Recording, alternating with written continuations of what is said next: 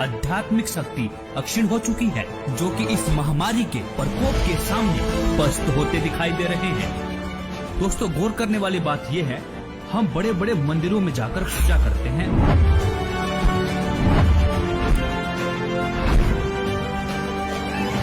मस्जिदों में जाते हैं, तीर्थ व्रत उपवास करते हैं, धर्म गुरुओं से दीक्षा लेकर भक्ति भी करते हैं। आखिर किस लिए?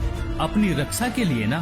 और दूसरी तरफ हिंदू धर्म के प्राचीनतम और आधारभूत सदग्रंथों में से एक ऋग्वेद के मंडल नंबर 10 के सूक्त 161 पर परमेश्वर के गुणों में लिखा हुआ है, यदि किसी रोगी की जीवन शक्ति समाप्त हो, यदि वह सीमा से भी परे हो गया है, यदि वह मृत्यु के सन्निकट चला गया है, तो भी उसे मैं भारी कष्टप्रद रोग के पंजे से मुक्त कराऊं तथा उसे 100 वर्ष अर्थात 100 वर्ष के जीवन हेतु बल संपन्न करूं। दोस्तों, यह सुन आप यह भी कहेंगे कि यह तो किताबी बातें हैं, ऐसे कैसे हो सकता है?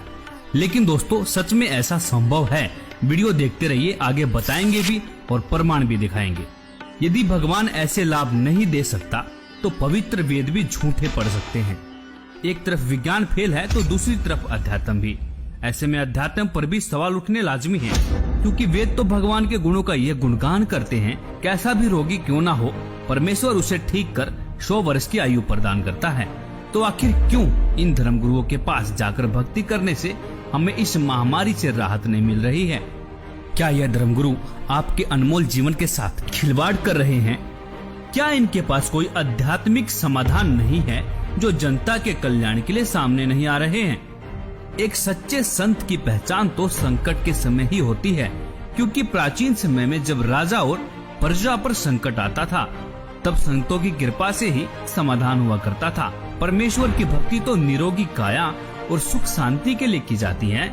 और इसी संदर्भ में कबीर परमेश्वर जी ने भी कहा है कि संत शरण में आने से आई टले भला, जय भाग्य में मृत्यु हो तो कांटे में टल जा। मतलब यदि मृत्यु भी होनी हो, कांटे जैसे दुख में मृत्यु टल जाएगी। दोस्तों, ऋग्वेद से साबित हुआ कि परमेश्वर की शक्ति के सामने विज्ञान शून्य है, क्योंकि जिस परमेश्वर ने मानव को बना चलाया, क्या उसे स्वस्थ करने में समय लगेगा? नहीं ना। दोस्तों, ऐसे में इस बात को भी दरकिनार नहीं करना चाहिए कि इस संकट की घड़ी में हमारे आध्यात्मिक धर्म गुरु क्या रोल अदा कर रहे हैं। कोई भी धर्मगुरु सामने आकर यह विश्वास नहीं दिला पा रहे हैं कि मानव जाति पर मंडरा रहे महासंकट से किस प्रकार से बचा सकते हैं। और दूसरी तरफ एक संत के शिष्य माननीय प्रधानमंत्री जी को लाखों पत्र लिखते हैं, लाखों ईमेल करते हैं